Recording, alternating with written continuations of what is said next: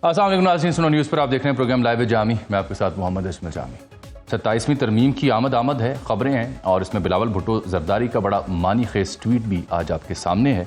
सियासी जमातें 27वीं तरमीम पर मुत्तफिक होंगी या नहीं, बिलावल को ये ट्वीट करने की ज़रूरत क्यों पड़ी, और जहाँ तक बहसीत मजमूई मुल्क के अमन अमान की सूरत हाल का जिक्र है, KP की सूरत हाल, दहशत गर्दी, अफगानिस्तान में काबुल सरकार, TTP दहशतगर्द, बलूचिस्तान की सूरत हाल, भारत गाज़ा में फ़ौजें भेजना, किसी नए फ़ौजी ओहदे की तख्लीक, ये सब कुछ हुआ है जो आप हालिया दिनों में सुन रहे हैं, देख रहे हैं, तबसरों में, तर्जियों में, क़यास आराइयों में। तो आज सहाफ़ियों की, एंकर्स की, पेशावर से आए सहाफ़ियों की DG ISPR से एक बड़ी तफसीली नशिस्त हुई, जिसमें ये खाकसार भी मौजूद था।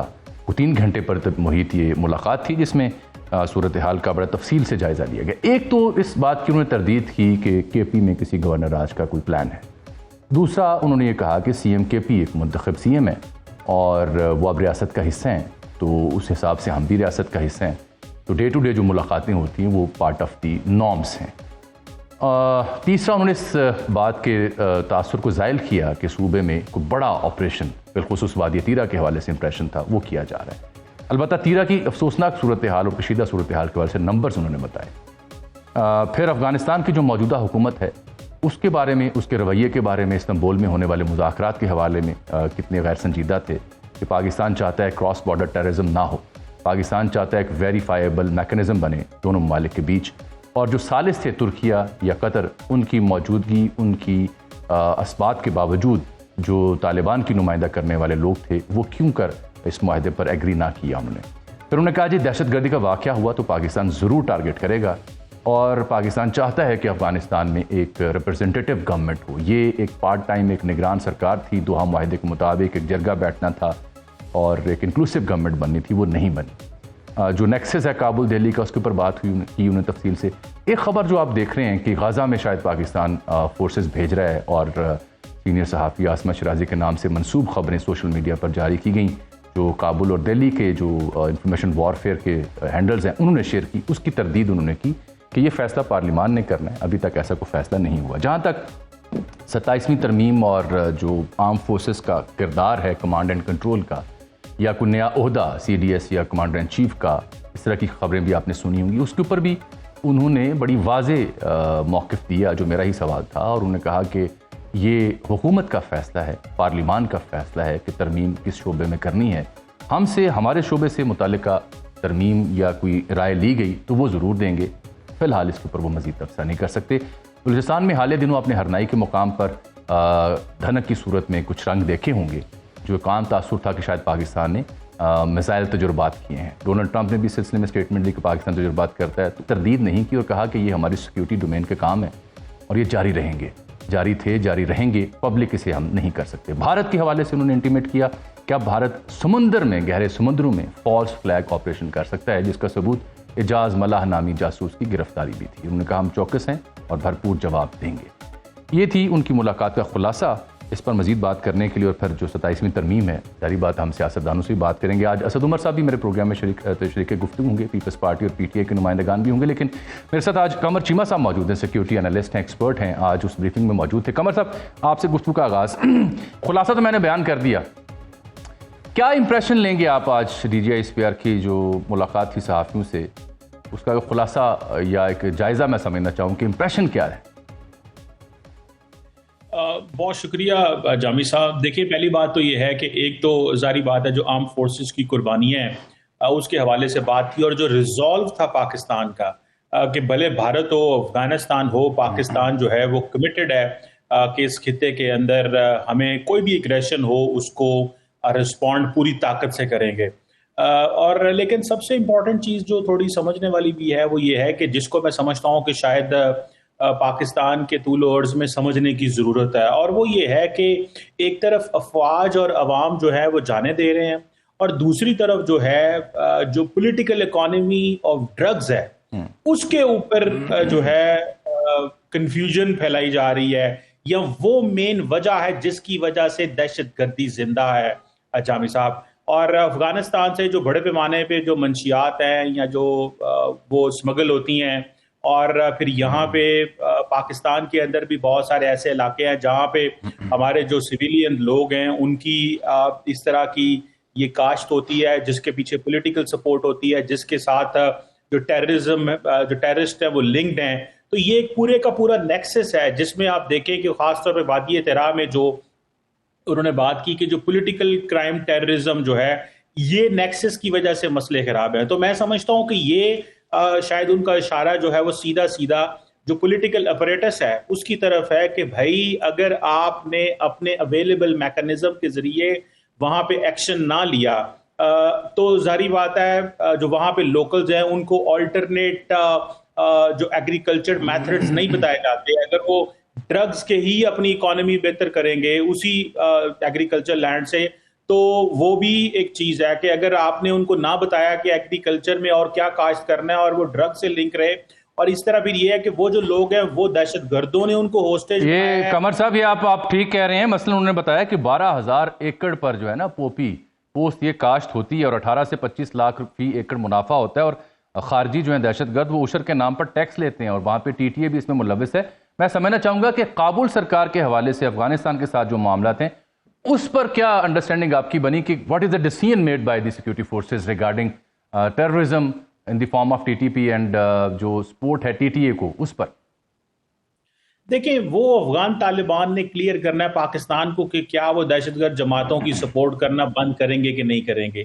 और जो मुज़ाकरात वहाँ पे तुर्की इस्तांबुल में हुए, वो मुज़ाकरात लगता तो ये है कि कुछ इतने लंबे चौड़े खुशाइन नहीं है, क्योंकि एक तो कोई रिटन एग्रीमेंट नहीं हुआ फ्रैंकली स्पीकिंग। दूसरा ये है कि अगर कोई वहाँ से दहशतगर्दों की मूवमेंट होती है, पाकिस्तान पे हमला किया जाता है, तो जो कुछ अभी तक अचीव हुआ है, जो सीज फायर अचीव हुआ है, वो खत्म हो जाएगा। तो ये डिपेंड करता है कि जो अफगान तालिबान है उनका पॉलिटिकल थॉट क्या है, वो किस तरह की जो वो ताल्लुकात पाकिस्तान के साथ चाहते हैं, और सारे का सारा जो ओनस है वो अफगान तालिबान पे है। तो मुझे लग रहा है कि जो आज उन्होंने बातचीत की उसमें यही बताया गया है कि the onus is on Afghan Taliban, कि वो किस तरह का फ्यूचर अफगानिस्तान के लिए देख रहे हैं, किस तरह के ताल्लुकात वो पाकिस्तान के साथ रखना चाहते हैं। और खास तौर पे उन्होंने ये भी बताया कि जो बाकी अफगानिस्तान के जो नेबरिंग कंट्रीज हैं उनको ये क्यों प्रॉब्लम नहीं है जो पाकिस्तान को प्रॉब्लम है। देखो, उसकी वजह यह है कि उन ममालिक ने अफगानिस्तान को कन्फाइन कर दिया बॉर्डर के ऊपर, और हमारा क्योंकि पार्टी का एक सिलसिला था कि कोई बॉर्डर नहीं है, कोई वीजा नहीं है, बस आ रहे हैं जा रहे हैं जैसे मर्जी।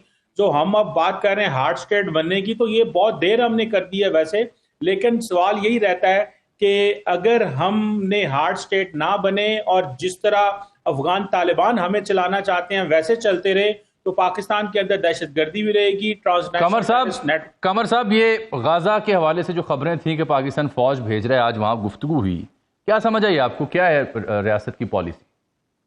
देखिए, रियासत की पॉलिसी सिंपल सी है। उन्होंने ये कहा कि फैसला तो ये हुकूमत का है कि हुकूमत ने देखना है कि उनके डिप्लोमेटिकली वो इसको किस तरह देख रहे हैं, और हुकूमत जारी बात है ये समझ रही है, जो मुझे नजर आ रहा है कि हमें अगर एक अच्छा मौका मिल रहा है कि हम अपने आप को हम एक वैसे ही सऊदी अरब के साथ दिफाई मुआहदे के साथ हम जैसे कहते हैं ना कि नेट सिक्योरिटी स्टेबलाइजर है मिडल ईस्ट के अंदर, हम अपना किरदार अदा कर रहे हैं। वैसे भी पूरी दुनिया के अंदर आपको पता है हमारा जो किरदार है यूएन पीस कीपिंग के हवाले से वो भी रहा है। और अगर हमें इस तरह का मौका मिलता है जिसमें गजा के लोगों की और फलस्तीनियों की जिंदगियां बेहतर हों, और हम किसी तरह जो है वो इजराइल जो है वो वापस उसको धकेला जाता है, सीज फायर जो है वो उसके ऊपर कंटिन्यूशन रहती है, तमाम मुसलमान ममालिक इकट्ठे होते हैं और एक अच्छा मुस्तकबिल गजा के लोगों का बनता है, तो जारी बात है फौज तो वही करेगी जो हुकूमत कहेगी।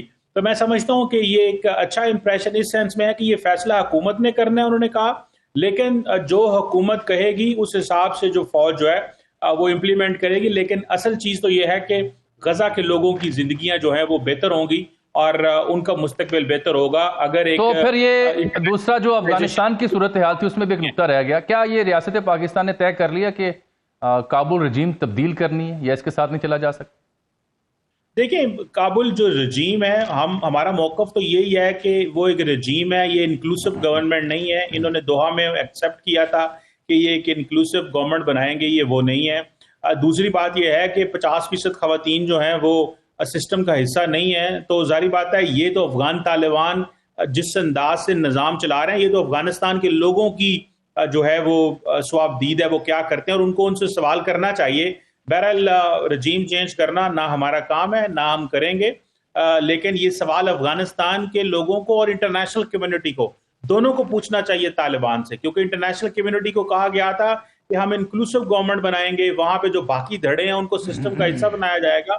और डोमेस्टिकली तालिबान से लोगों को सवाल पूछना चाहिए कि क्या वो इसी तरह एक जिसे वो कहते हैं ना स्टोन एज में रहना चाहते हैं, और जिस अंदाज से वहां पे जो सोशो पॉलिटिकल निज़ाम है क्या वो यही अडॉप्ट करना चाहते हैं, जिस तरह का एक मजहबी निज़ाम जो वो नाफज करना चाहते हैं ये इस तरह ही रहना चाहते हैं। ये तो लोकल लोगों का वहां पे है, लेकिन जारी बात है एक इंक्लूसिव गवर्नमेंट नहीं है, ये कोई ऐसी तालिबान का रजीम नहीं है। फिर ये चीमा साहब फिर ये समझा जाए कि ये मुज़ाकरात अपनी जगह, पाकिस्तान की जो गुडविल अपनी जगह, लेकिन ये तय जरूर हो चुका है कि अगर अब क्रॉस बॉर्डर टेररिज्म हुई तो Pakistan will hit back, Pakistan strike करेगा। डेफिनेटली। तो देखें ये जितना भी सीज फायर है ये उसी गुडविल पे चल रहा है कि अफगान तालिबान टीटीपी को कवर नहीं देंगे, उनको वो अलाउ नहीं करेंगे पाकिस्तान में एंटर होने के लिए, वो उनको सपोर्ट नहीं करेंगे और वो अपने फौजियों को उनके साथ नहीं भेजेंगे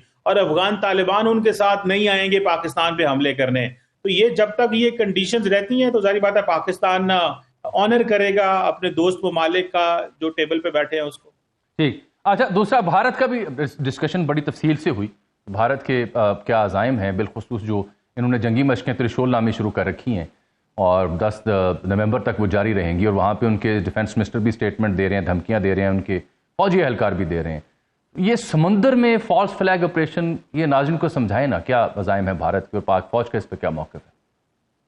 देखिए आपको याद होगा कि जब मई के अंदर भारत और पाकिस्तान की जंग हुई तो उसके बाद इंडिया के डिफेंस मिनिस्टर राजनाथ सिंह ने एक दौरा किया था इंडिया के एयरक्राफ्ट कैरियर्स INS विक्रांत का, बल्कि नरेंद्र मोदी ने भी दिवाली के ऊपर उसका दौरा किया है। तो बेसिकली नेवी को ये पैगाम दिया जा रहा है कि हम जनाब अगली दफा जो हमला करेंगे वो नेवी से करेंगे, तो ये वॉर मॉन्गरिंग जिंगोइज्म वो करते हैं।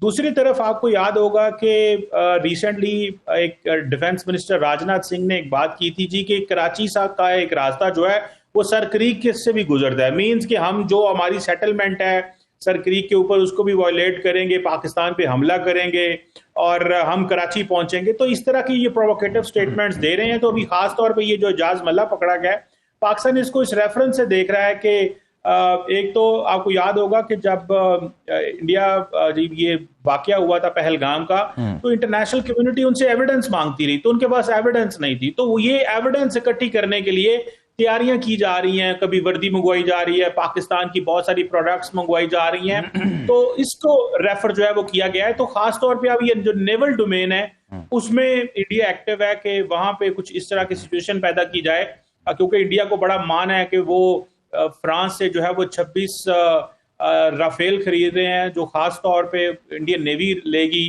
उन्होंने बहुत सारे ड्रोन्स अमेरिका से लिए हैं जो सिर्फ और सिर्फ इसी मकसद के लिए हैं, और इसके साथ साथ उन्होंने और नेवी के हवाले से जो प्रोक्योरमेंट्स की हैं तो वो बड़े कॉन्फिडेंट हैं। तो वो कॉन्फिडेंस तो आपने तब भी देख लिया था, आपको याद होगा। जी, ऐसा ही है। बहरहाल कमर चीमा साहब, बहुत शुक्रिया आपके कीमती वक्त का। ये मौजू अब रहेंगे क्योंकि ये बड़ी अहम मुलाकात थी, और फिर बिलावल ने भी तो ये ट्वीट करके कहानी छेड़ दी है क्योंकि आर्टिकल 243 इसका वो जिक्र कर रहे हैं, 27 तरमीम का मुबैना मैं कहूँगा हिस्सा, उसके ऊपर हमारी स्पेकुलेशन और तजिया भी मौजूद था। मेरी खबर भी थी जो आपने प्रोग्रामों में देखी होगी, तो वो तो फेडरल गवर्नमेंट के जो कंट्रोल एंड कमांड है आर्म फोर्सेस के ऊपर, उससे मुताल्लिका है। नया ओहदा या वो कमांड एंड कंट्रोल तब्दील करना है, ये अब बिलावल ने इसकी बहस छेड़ी है। इस पर सियासतदानों से हमारी बात होगी। ये सिक्योरिटी डायनामिक्स के ऊपर जो गुफ्तगू थी हमारी, वो कमर चीमा साहब की मौजूदगी में आपने सुनी कि पाकिस्तान का रिजॉल्व है क्या डीलिंग विद काबुल सरकार या TTP या भारत।